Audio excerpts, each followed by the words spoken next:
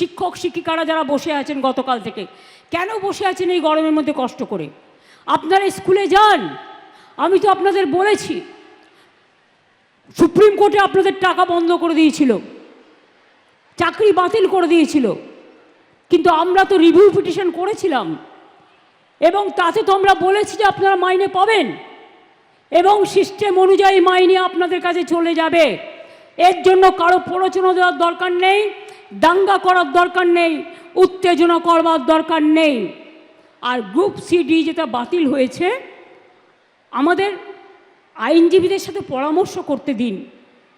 আমরা আইনজীবীদের সাথে পরামর্শ করে বাদবাকিটাও আমরা নিশ্চয়ই আবার দরকার হলে রিভিউয়ে যাব, এইটুকু বিশ্বাস আমাদের উপর করতে পারেন। যারা আপনাদের চাকরি খেয়েছে তাদের উপর ভরসা করবেন না, যারা চাকরি ফিরিয়ে দিয়েছে তাদের উপর ভরসা করুন, আর যারা আগামী দিনও ফিরিয়ে দিতে পারে তাদের উপর ভরসা করুন। আইন আমাদের মানতে হয়, আইন মেনে চলতে হয়। আবার আইনে মনে রাখবেন, আইনও যেমন আছে, আইন আবার পথও খুলে দেয়।